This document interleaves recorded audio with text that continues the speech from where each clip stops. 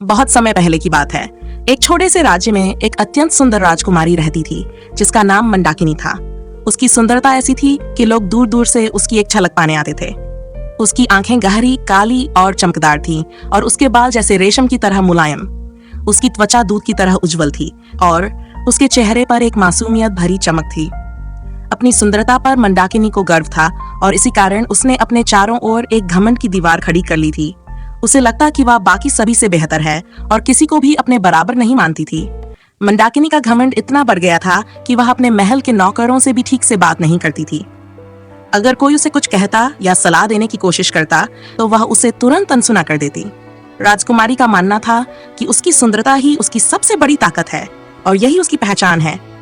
धीरे धीरे उसकी यह आदत उसकी प्रसिद्धि में बदलाव लाने लगी। लोगों ने उससे दूरियां बनानी शुरू कर दी, लेकिन उसे इस बात का जरा भी आभास नहीं था। एक दिन एक साधारण सी वृद्धा मंदाकिनी के महल के पास आई और उससे निवेदन किया कि वह उसे कुछ खाने के लिए दे दे। वृद्धा थकी हुई और भूखी थी, लेकिन मंदाकिनी ने उसकी बातों को सुने बिना उसे महल के बाहर निकलने का आदेश दिया। वृद्धा ने अपनी आंखों में आंसू लिए हुए कहा, राजकुमारी, दुनिया की सुंदरता क्षणिक है।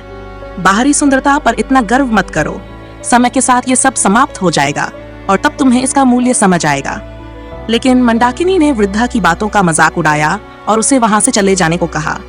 वृद्धा ने भीगी आंखों से राजकुमारी की ओर देखा और एक गहरी सांस लेकर चली गई।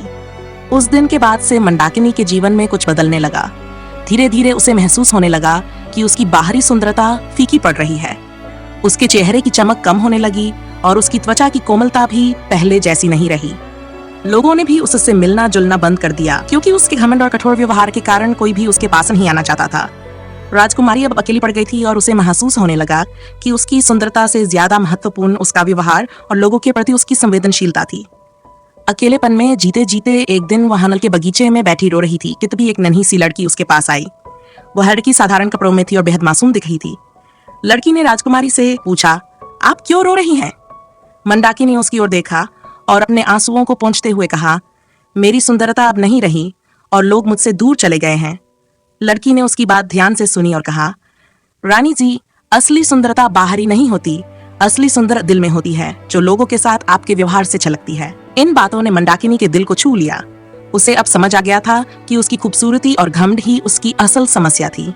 उसने उस दिन से अपने व्यवहार में बदलाव लाने का निश्चय किया। राजकुमारी ने गरीबों और जरूरतमंदों की मदद करना शुरू किया। अब वह अपने महल में किसी को भी आने जाने की अनुमति देती और उनके साथ प्रेम पूर्वक व्यवहार करती। वह हर किसी से मुस्कुराते हुए बात करती और उनकी समस्याओं को सुनती।